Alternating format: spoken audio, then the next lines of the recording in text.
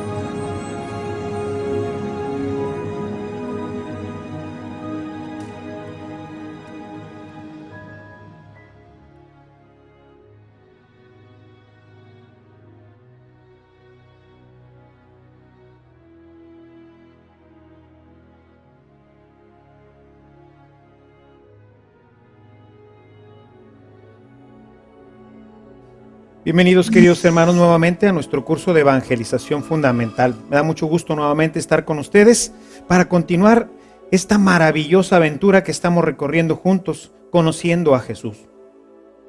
Hoy vamos a introducirnos en un tema maravilloso, pero antes de eso quisiera recordar un poco cómo venimos en nuestro desarrollo. Hemos visto que Dios había pensado para nosotros un plan maravilloso. Nos había destinado para vivir eternamente con Él, empezando desde el paraíso. Sin embargo, el hombre pues se equivoca, se deja seducir por el demonio y pierde su oportunidad de estar con Él eternamente. Se cierran las puertas del paraíso, pero como lo dijimos en su oportunidad, Dios no se da por vencido. Dios quería que tú y yo tuviéramos una vida maravillosa, una vida en abundancia, una vida plena, no solamente en el cielo, sino ya desde esta tierra. Y por eso, como lo veíamos en nuestro tema pasado, vemos cómo Jesús viene a morir por nosotros, viene a morir por ti y viene a morir por mí. El precio de nuestro rescate, su sangre preciosa. Él da su vida, da su sangre para que tú y yo tengamos vida y la tengamos en abundancia. Pero ¿cómo le hacemos para tener esa vida en abundancia? Bueno, pues Dios ha preparado un proyecto maravilloso para nosotros. Dios quiere que esta vida en abundancia la podamos tener tú y yo. Y para poderlo hacer, hay una cita en la Sagrada Escritura, en el Evangelio de San Juan, en el capítulo 15, los versículos del 1 al 7. Yo soy la vid verdadera, y mi Padre es el viñador. El Padre corta todas las ramas unidas a mí que no dan fruto y poda las que dan fruto para que den mucho más fruto. Ustedes ya están limpios gracias a la palabra que les he comunicado. Escucha, quisiera que si tienes ahí para subrayaras el versículo 4. Permanezcan unidos a mí como yo lo estoy a ustedes. Ninguna rama puede producir fruto por sí misma, sin permanecer unida a la vid. Y lo mismo les ocurrirá a ustedes, si ustedes no están unidos a mí. Yo soy la vid, ustedes las ramas. El que permanece unido a mí, como yo estoy unido a él, produce mucho fruto, porque sin mí nada pueden hacer. El que no permanece unido a mí es arrojado fuera como las ramas que se secan y luego son amontonadas y arrojadas al fuego para ser quemadas.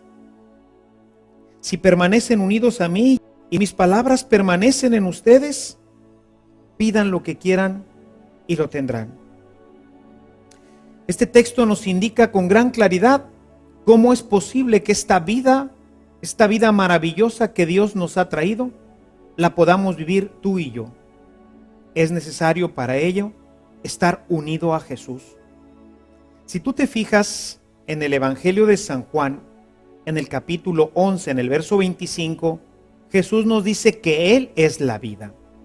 Y por eso en este capítulo que ahora hemos leído, nos hace entender cómo nosotros como ramas estamos unidos a Él. A través de la savia empieza a circular por nosotros esta corriente de vida. Por eso dice en el texto, pero ¿qué pasa si se rompe la rama? Si la rama se separa, pues entonces se seca y ya no da fruto.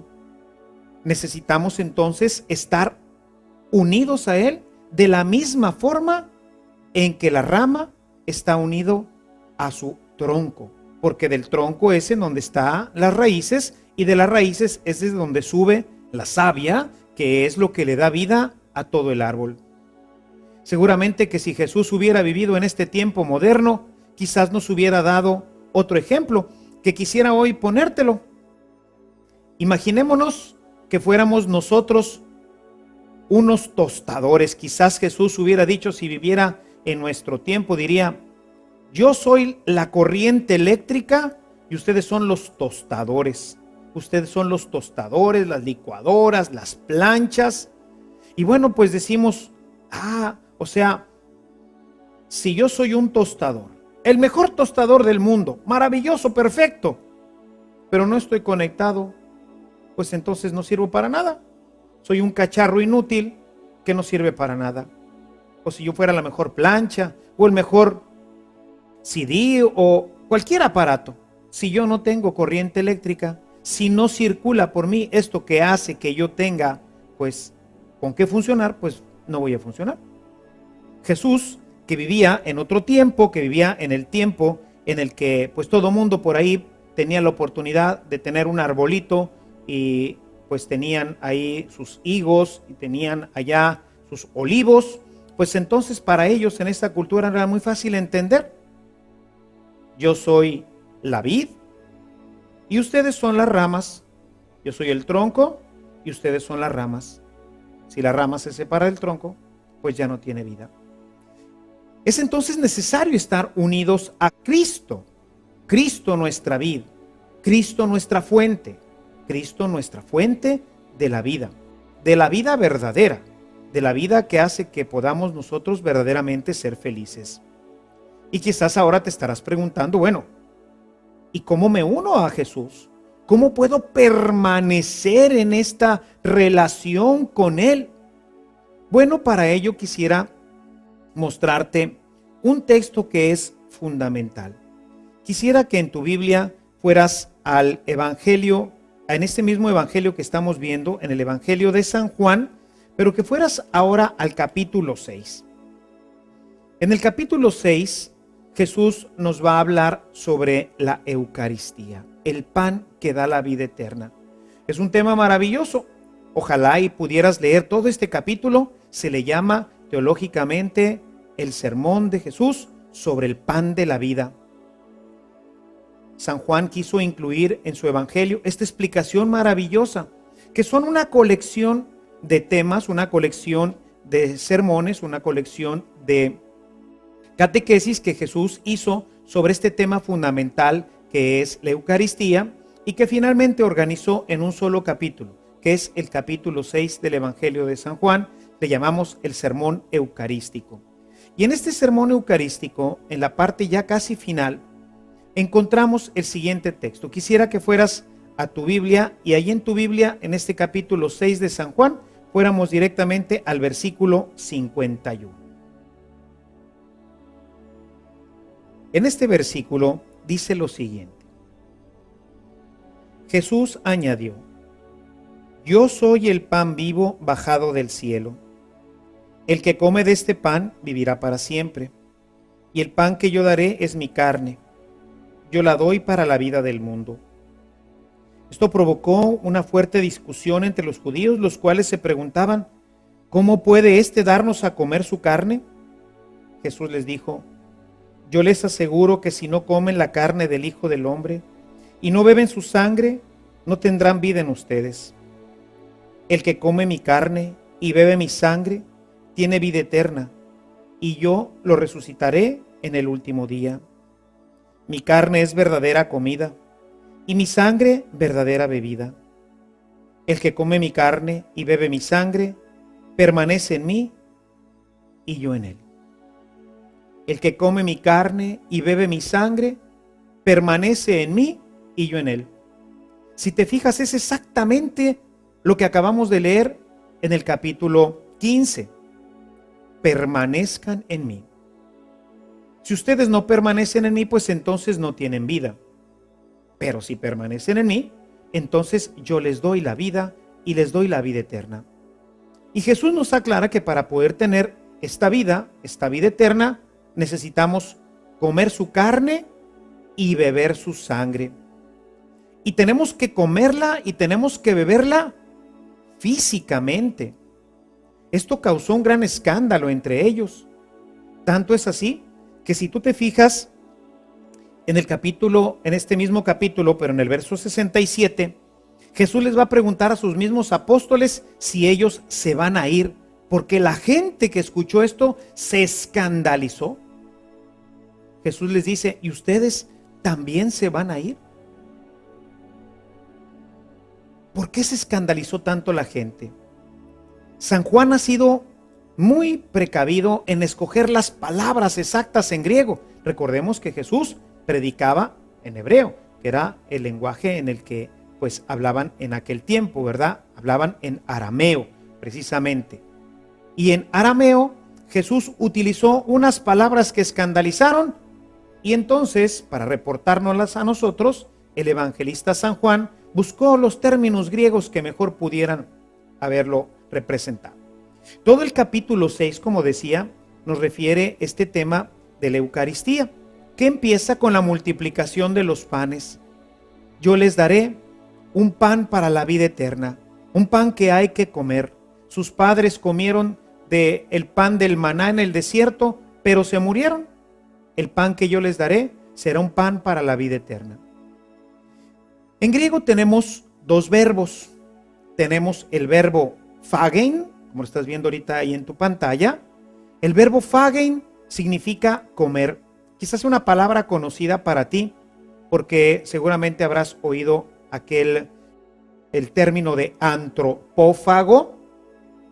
Antros, hombre, fagos, comer. Es el que se come a los hombres, se los mastica.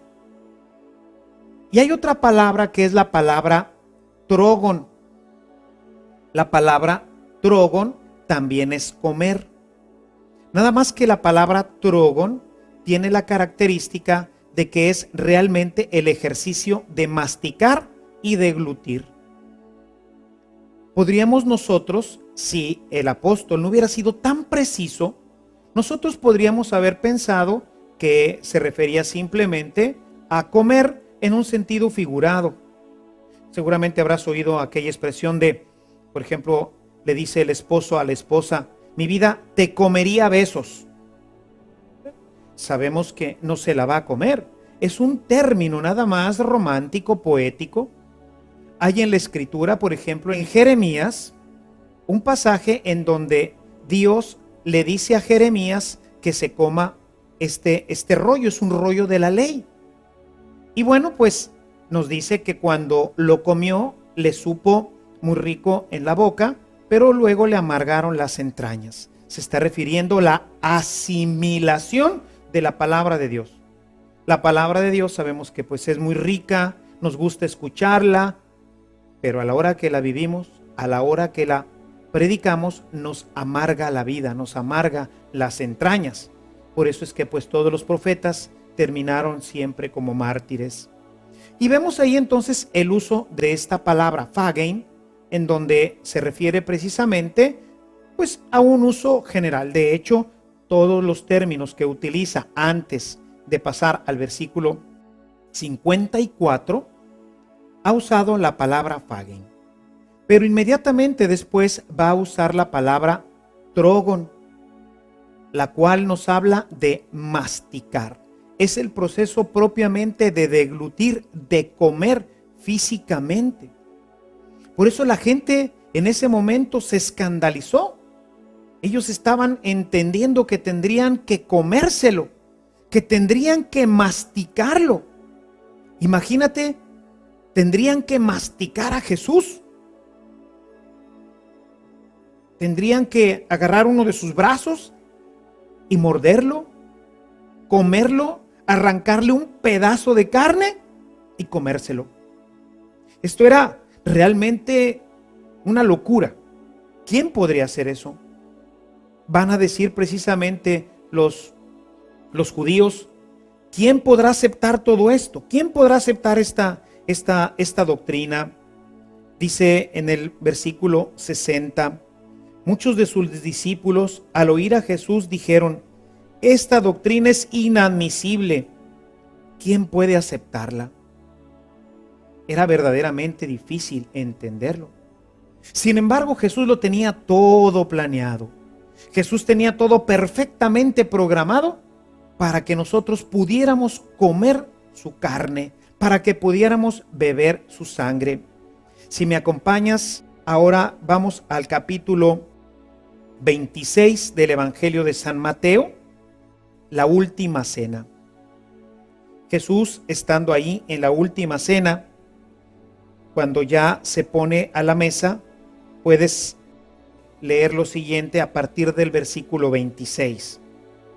Dice, durante la cena, Jesús tomó pan, pronunció la bendición, lo partió y dándolo a sus discípulos dijo, tomen y coman, esto es mi cuerpo. Tomó luego un cáliz y después de dar gracias, lo dio a sus discípulos diciendo, beban todos de él, porque esta es mi sangre, la sangre de la alianza que se derrama por todos para el perdón de los pecados. ¡Qué maravilla! Jesús, que tiene todo el poder en el cielo y en la tierra. Jesús, que le podía decir a un paralítico, levántate. Jesús, que le podía decir a un ciego de nacimiento que recobrara la vista. Jesús, que le podía decir a un muerto que se estaba ya prácticamente pudriendo porque tenía varios días ya en el sepulcro. Marta le dice a Jesús, Señor, ya huele, tiene tiempo en el sepulcro. Este hombre que puede decirle, Lázaro, sal, y le regresa la vida, podía decirle a un pedacito de pan, esto es mi cuerpo. Y en ese momento ese pedacito de pan dejó de ser pan y se convirtió en el cuerpo de Jesucristo. Después tomó un poco de vino y con el poder inmenso y eterno que tiene como Dios, le dijo ese poco de vino que tenía ahí, esto es mi sangre. Y de esa forma pudieron comer su cuerpo y su sangre. Y yo quisiera que regresáramos nuevamente al texto de San Juan en el capítulo 6 que estamos revisando, porque es importante lo que Jesús dice. Versículo 56. El que come mi carne y bebe mi sangre, vive en mí, permanece en mí y yo vivo en él. Dice en el verso 57, como el Padre que me envió posee la vida y yo vivo por él, así también el que come vivirá por mí. Y no es una opción. Mira lo que nos dice un poquito antes, verso 53. Yo les aseguro, escucha bien esto, yo les aseguro que si no comen la carne del Hijo del Hombre y no beben su sangre, no tendrán vida. ¿Te fijas? No es una opción. No es, bueno, pues el que quiera, pues bueno, el que lo coma como quiera, yo les voy a dar la vida eterna. No, lo asegura. Y cuando Jesús usa la palabra, les aseguro, en el texto hebraico, seguramente que habrá dicho, amén, amén. Es decir, con esto los profetas hablaban verdaderamente de una necesidad. La necesidad de comer del cuerpo y de la sangre de Cristo, porque sin ella no hay vida, no tendremos vida. Esto nos explica por qué hoy hay tanta gente en nuestro mundo que vive con angustia, con depresión, faltos de alegría. Es la gente que como tú y como yo y como tantos más se han bautizado, pero que no comulgan. Son tantísimos los hermanos que no comulgan. Imagínate, solamente el 12% de nuestros cristianos católicos asiste a misa. Y de ese 12%, solamente el 50%, en el mejor de los casos. Hay parroquias en donde el 30%, el 20% comulga. ¿Qué quiere decir entonces? Quiere decir que ese 93%, que ese 96%, que ese pequeño por ciento que comulga es el único que tiene vida y que todo el resto está separado de la vida. No tiene vida, no comulga, no tiene vida en él. Se los aseguro, lo acabamos de leer. La palabra nos lo acaba de decir. El que no come mi carne y bebe mi sangre, no tiene vida. La comunión, el sacramento de la Eucaristía, es precisamente ese instrumento que Dios nos dejó para que pudiéramos tener su vida, para que pudiéramos ser felices. ¿Qué pasa cuando una persona no come? ¿Se enferma? Y claro que tenemos los signos de la enfermedad. Cuando vemos que una persona estornuda y tiene tos, dice seguramente tiene gripe. Cuando vemos una persona deprimida, angustiada, siempre malhumorada, que no tiene paz en su corazón, decimos, esta persona está enferma. Está enferma, el pecado la está carcomiendo, el pecado la está destruyendo. Y esto es porque no se ha alimentado bien. Hoy escuchamos frecuentemente en la mayoría de los comerciales de productos alimenticios, sobre todo de estos que llamamos comida chatarra, ¿qué es lo que nos dicen? Coma bien, coma frutas y verduras, porque andan comiendo las papitas y los fritos y todo eso que no alimenta, es solamente, le llaman por eso, comida chatarra. Y hoy nuestra gente, nuestros cristianos, se alimentan de comida chatarra. No me canso de ver a las personas que van luego en los camiones leyendo solamente pura basura, que toda su vida no tiene alimento y por eso obviamente pues hoy tenemos tantos problemas y tantas dificultades en nuestra sociedad. Por eso hoy la gente encuentra tristeza, no encuentra paz, no encuentra gozo en su corazón. Y entonces ¿dónde lo anda buscando? Lo anda buscando en las fuentes vacías. Lo está buscando en todo este basureral que hoy hay en nuestra sociedad. Lo buscan en el alcohol, lo buscan en la droga, lo buscan en la pornografía, tratando de llenar de gozo, de alegría, de paz sus corazones. Y lo único que encuentran es más muerte. La única forma en la que podemos tener vida y tenerla en abundancia es estar unido a nuestro Señor Jesucristo. Pero la única forma en la que podemos estar unidos perfecta y plenamente con Él es a través de la Sagrada Eucaristía. Por eso la invitación de Jesús a que lo comamos. La gente de su tiempo se escandalizó. Hoy la gente no se escandaliza, simplemente no le interesa. ¿Cuántos de nuestros hermanos vienen a misa simplemente a sentarse como un costal de papas en una banca, esperando, contando el tiempo, a ver a qué horas va a terminar ya el Padre? Van a la fiesta, pero no comen. Van a la fiesta esperando a ver en qué momento se termina para salir rápidamente corriendo a sus demás actividades.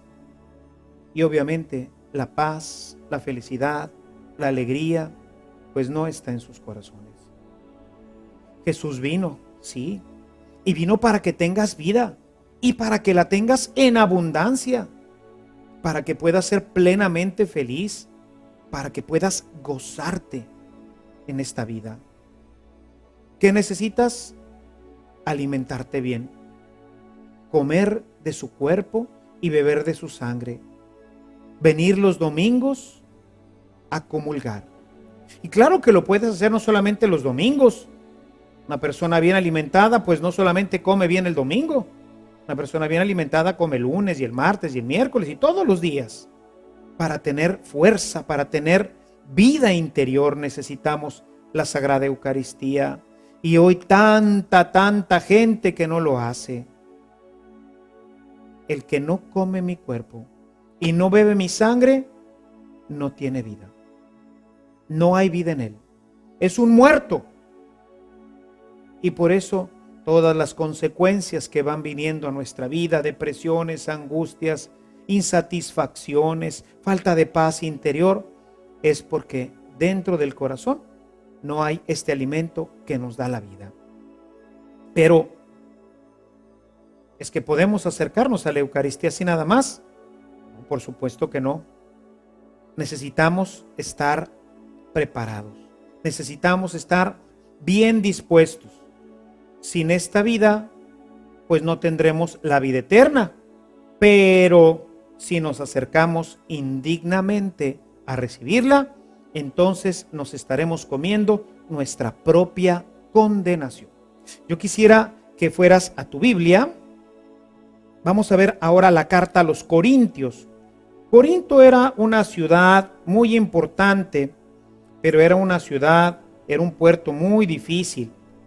Y entonces los corintios habían convertido la cena del Señor pues en todo un desorden. San Pablo les escribe para que pongan en orden su vida, para que pongan en orden este aspecto tan importante de la Eucaristía. Es muy importante este capítulo 11 porque nos da testimonio de cómo ya desde las primeras comunidades la gente se acercaba a la Eucaristía. Por eso a veces la gente, estos hermanos que no conocen este misterio, dicen, no, pues nosotros no comulgamos. Yo digo, ¿cómo si eres cristiano no sabes de la necesidad de comulgar? De la necesidad que tenemos de alimentarnos de su cuerpo y de su sangre.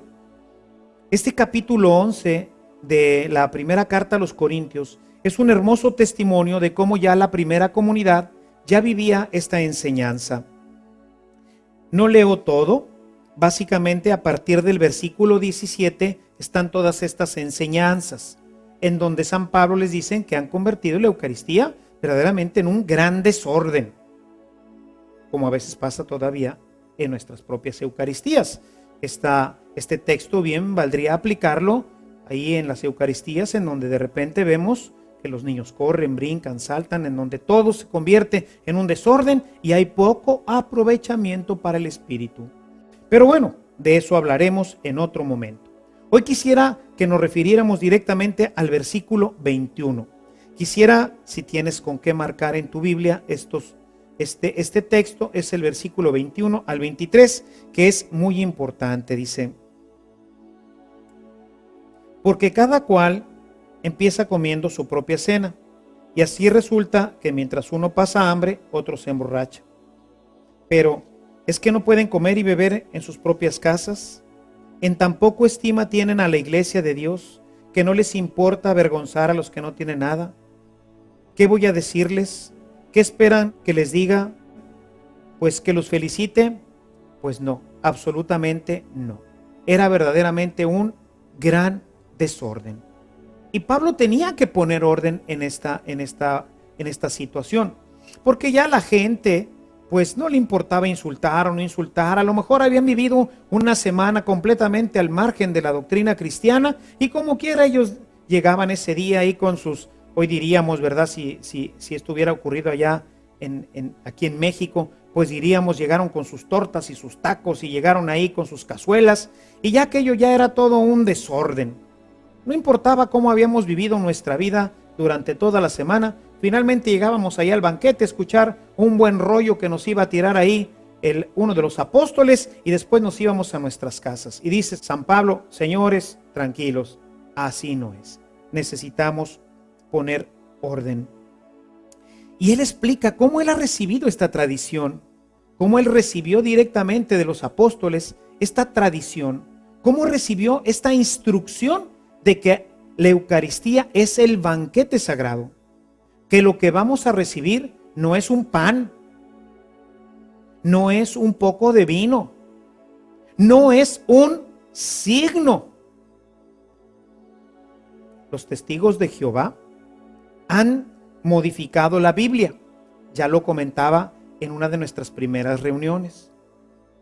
Se han atrevido a modificar las palabras para acomodarlas a su propia doctrina. Han cambiado y han puesto donde dice el texto que leí hace un momento en Mateo 26, 26, 28, donde dice: esto es mi cuerpo. Ellos han puesto: esto significa. Dos verbos completamente diferentes. El verbo ser es el verbo estin en griego, mientras que significar es semeion. Dos cosas completamente distintas. Si vamos directamente al texto griego, que es de donde se traduce para poder llegar a los textos que tenemos en diferentes lenguas, pues entonces encontraremos que ahí aparece el verbo estin, no el verbo semeion. No es una significación. Esto significa, sino esto es. Esto es mi cuerpo. Esto es mi sangre. Hay una transformación, se llama en teología una transubstancialidad.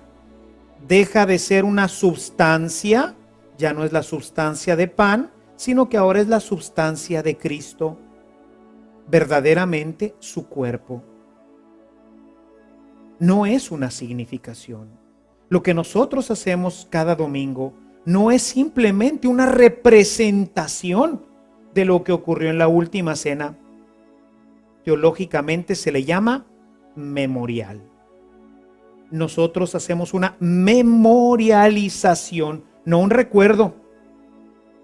Cuando nosotros celebramos nuestra fiesta de cumpleaños, nosotros ese día, ¿qué estamos haciendo? Pues ese día estamos recordando que hace 10, 20, 30, 40, los años que tengamos, nacimos. Pero no es que ese día volvimos a nacer. Es simplemente un recuerdo. Nos gusta recordar. Nos gusta, pues, invitar a nuestros amigos, porque claro que fue el día en que nacimos, pues fue un gran día. Ese día tuvimos la vida. Para nosotros es un día importante. Y los invitamos a recordar. Jesús nos invita el domingo a memorializar. Es su memorial. Hacemos ahí un momento que trasciende el tiempo. Y el sacerdote que toma en sus manos ese pedazo de pan dice: esto es mi cuerpo. Esta es mi sangre. San Pablo lo dice claramente. Si gustas acompañarme en esta lectura, dice: del Señor recibí la tradición que les he transmitido, a saber, que Jesús, el Señor, la noche en que iba a ser entregado, tomó pan, y después de dar gracias lo partió y dijo: esto es mi cuerpo entregado por ustedes. ¿Te fijas? Esto es mi cuerpo. No dice esto significa mi cuerpo, sino esto es, del verbo ser, de tener la sustancialidad, la esencia. La Eucaristía es realmente Jesús.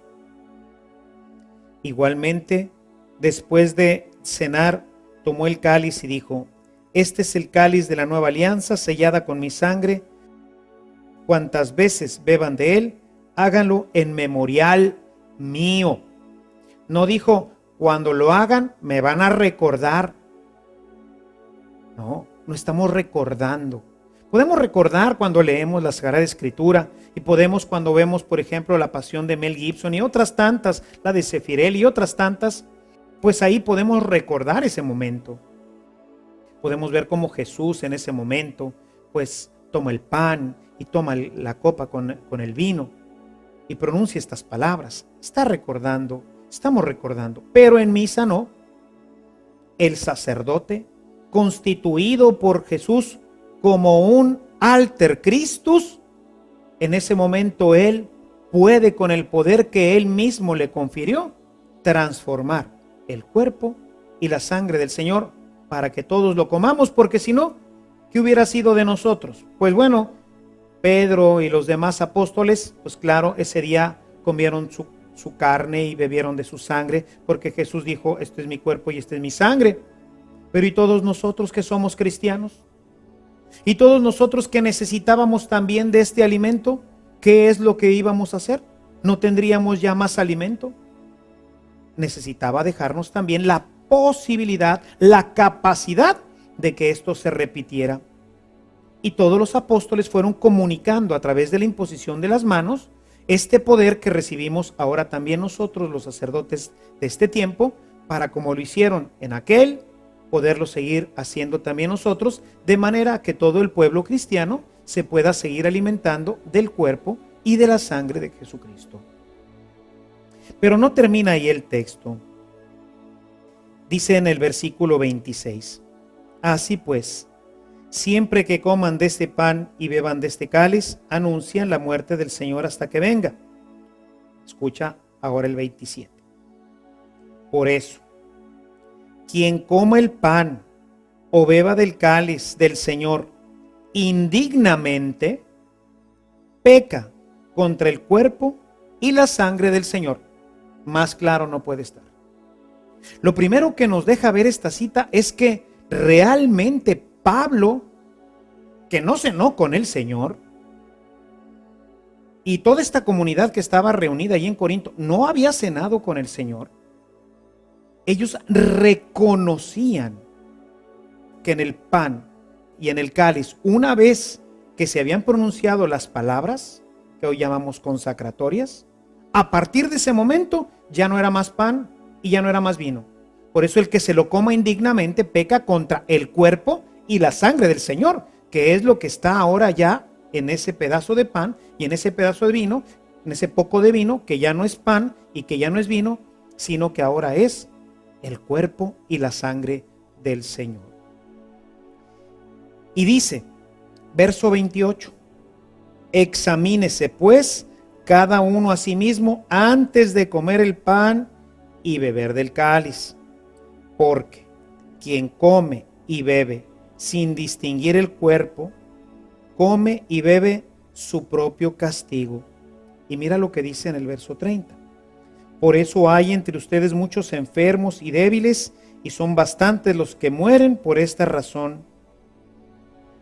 Cuando la gente se acerca indignamente a comulgar, se está comiendo su propia condenación. Hay gente que piensa que puede vivir su semana y puede hacer lo que quiera durante la semana y puede llegar tranquilamente a comer y a beber del cuerpo, de la sangre del Señor, para poder acercarnos dignamente a recibir el cuerpo y la sangre del Señor. Necesitamos ir en lo que hoy conocemos nosotros como en estado de gracia.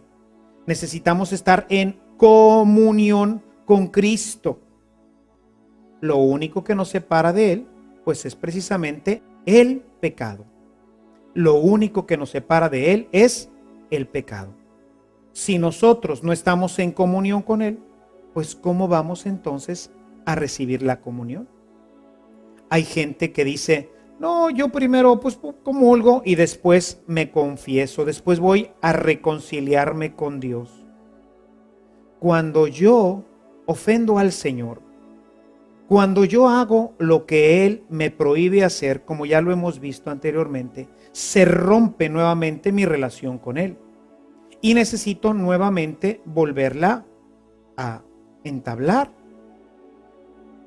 Un ejemplo que me gusta ponerle mucho a los niños, porque se me hace que cuando el niño puede comprender esto, pues es también muy fácil que nosotros como adultos lo comprendamos. Imaginémonos que el niño está jugando como todos los niños y pues ese día llovió y ya ven que a los niños les encanta, a todos nos ha gustado jugar con el lodo, hacer pastelitos y castillitos. Y bueno, pues llega el niño que está casi para echarlo así completito a la lavadora, ¿verdad?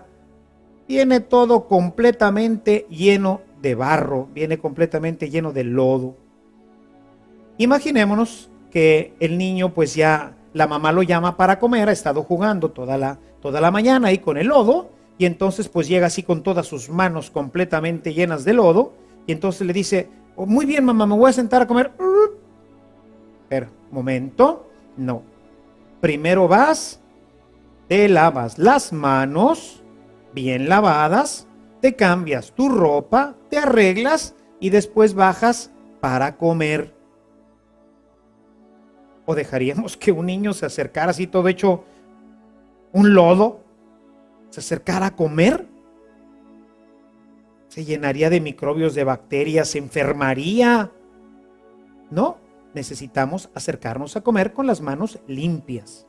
Bueno, si eso lo decimos para comer la comida normal, pues lo mismo y más aún tendríamos que decir para comer la comida espiritual. Lo que lavamos no es las manos, sino es el alma. Y para que pudiéramos lavar el alma como el Señor, pues claro que nos conoce y sabe de todas nuestras debilidades, pues nos dejó también un sacramento que nos ayuda a poder recuperar la gracia. Es el sacramento de la reconciliación. Cuando nosotros ofendemos al Señor, cuando rompemos nuestra relación con Él, entonces necesitamos volverla a unir. Y esta forma para poderla unir es el sacramento de la reconciliación. Necesitamos que Dios nos perdone los pecados. Y entonces diríamos, bueno Señor, pues perdóname, yo te pido perdón. Pues bueno, quizás nos gustaría eso. Y de hecho hay mucha gente que hace eso. Pero nosotros tenemos que hacer lo que dice la palabra de Dios. Y yo quisiera que regresemos nuevamente a San Juan, pero ahora nos vamos a ir al capítulo 20, los versículos 21 al 23. Estamos en el contexto de la resurrección. Jesús se aparece a los 11, están ahí todos reunidos. Les dice, la paz esté con ustedes. Es el domingo de la resurrección. Y Jesús les dice, verso 21, Jesús les dijo de nuevo, la paz esté con ustedes. Y añadió, como el Padre me ha enviado, yo también los envío a ustedes. Pon atención en las palabras. De la misma forma que el Padre me envió a mí, así los envío yo a ustedes. ¿Y qué es lo que hace enseguida? Verso 22. Dice, sopló sobre ellos y les dijo, reciban al Espíritu Santo. Escucha, verso 23. A quienes les perdonen los pecados, Dios se los perdonará. Y a quienes se los retengan, Dios se los retendrá. De la misma forma que el Padre me envió, así los envío yo a ustedes.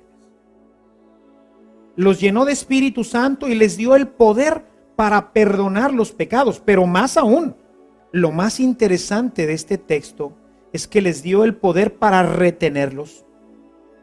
Si una persona llega a confesarse pero no viene arrepentida, Si el sacerdote se da cuenta cuando llega que viene simplemente a cumplir pues con un trámite como a veces nos pasa. ¿Cuántas veces me toca confesar gente, ayudarle en su proceso de reconciliación a la gente que viene simplemente a confesarse porque el día siguiente se casa un hijo o porque va a tener una fiesta, porque va a ser padrino, pero tiene años de no hacerlo y no le interesa? Pero claro que le pidieron allí en la parroquia que llenara un papelito, se lo enseñara al sacerdote, que se lo firmara para que luego pudiera llevarlo y decir, ya me confesé. A los que se lo retengan, Dios se lo retendrá. No porque yo voy a confesarme, automáticamente me va a perdonar el Padre.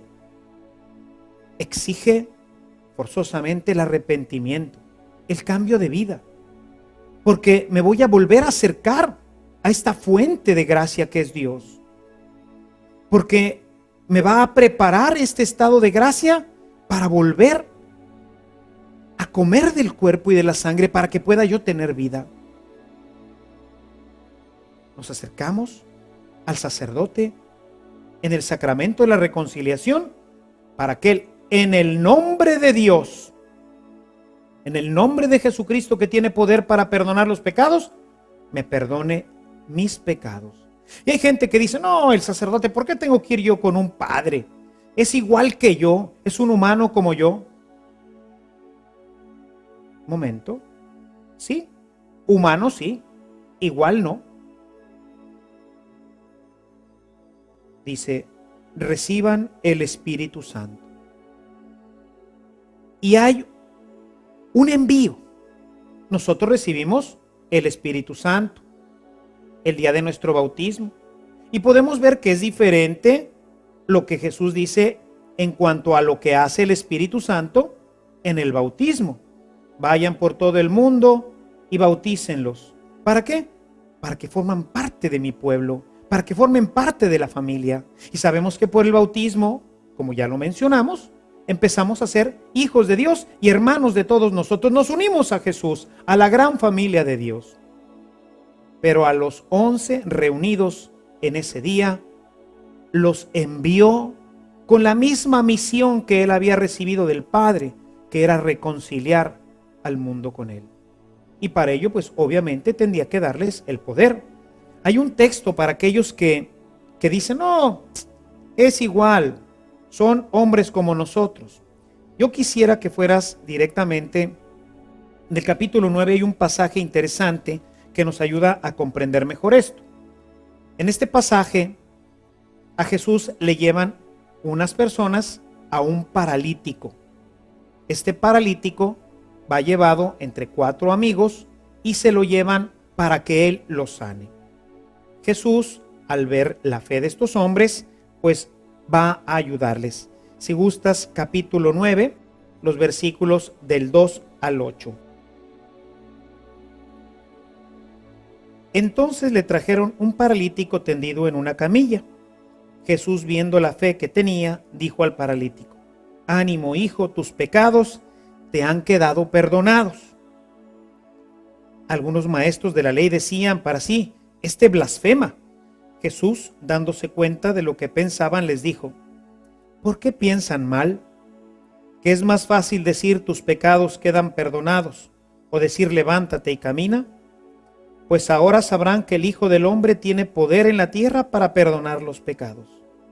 Entonces se dirigió al paralítico y le dijo, levántate, toma tu camilla y vete a tu casa. Y él se levantó y se fue a su casa. Si te fijas, es exactamente esto que decían los maestros de la ley, lo que a veces otras gentes dicen, ¿por qué voy a ir a confesarme con un padre? ¿Por qué tengo que ir con un sacerdote para que él me perdone mis pecados? Yo me confieso directamente con Dios, yo no necesito que nadie me confiese. Estos textos nos dan la garantía de que nuestros pecados serán verdaderamente perdonados. Como yo les he dicho en alguna ocasión, es que yo ya fui y me confesé con Dios y yo le pregunto, ¿y Dios te perdonó? ¿Dios te perdonó? ¿Cómo sabes que Dios te perdonó? Cuando yo voy con el sacerdote y le digo, Padre, Estoy arrepentido de haber hecho esto y esto otro, y estoy profundamente arrepentido y propongo con todas las fuerzas de mi corazón no volverlo a hacer. Voy a escuchar de parte del sacerdote las siguientes palabras: yo te perdono en nombre de Jesucristo. En el nombre de la iglesia que ha recibido este poder, yo te absuelvo. Yo te perdono de todos tus pecados en el nombre del Padre, del Hijo y del Espíritu Santo.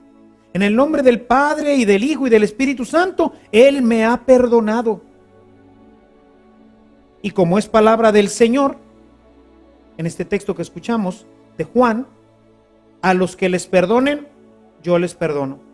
Él ya me perdonó, Dios ya me perdonó. Por eso es importante hacerle caso a la palabra de Dios. Por eso es importante conocerla.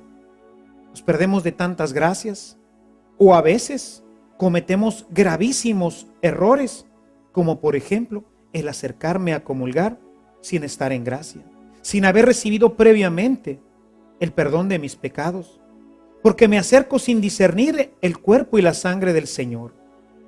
Y entonces, en vez de comer para mi bien, como para mi mal. Y en vez de que la Eucaristía sea fuente de gracia, se convierte en fuente de muerte. Nos comemos nuestra propia condenación, dice el apóstol San Pablo. Por eso, mis amados hermanos, qué importante es la palabra. La palabra que hoy hemos visto, que nos invita a estar unidos con Cristo, a ser parte de ese árbol. Él nos ha injertado para que tengamos vida y la tengamos en abundancia, pero por el pecado la perdemos. El pecado nos vuelve a romper, nos vuelve a separar, y entonces la savia ya no circula, y entonces vamos a entrar en un proceso de muerte paulatino. Vemos las ramas tiradas como poco a poco se empiezan a secar, hasta que no sirven para otra cosa más que para echarlas al fuego. Por el contrario, si estamos unidos a esta vid, entonces a través de la Eucaristía, a través de esa corriente vital de amor que Dios ha puesto en su cuerpo y en su sangre, porque Él es la vida, nosotros empezamos a tener una vida maravillosa y plena. Hoy pues la palabra de Dios nos ha invitado a vivir en gracia. Si has perdido la gracia, reconcíliate con Dios. Busca un sacerdote y escucharás de él. Si vas arrepentido y con un firme propósito de cambiar, escucharás de él. Vete en paz. Yo te perdono en el nombre del Padre, del Hijo y del Espíritu Santo. Y acércate a la Eucaristía. Come de este banquete preparado para nosotros, para que tengas vida y para que la tengas en abundancia.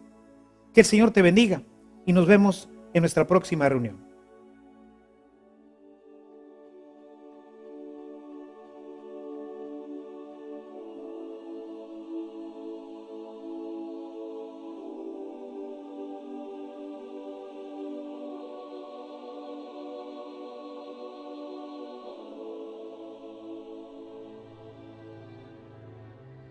Esperamos que después de esta sesión sientas un gran deseo por unirte más a Jesús, comiendo su cuerpo y bebiendo su sangre.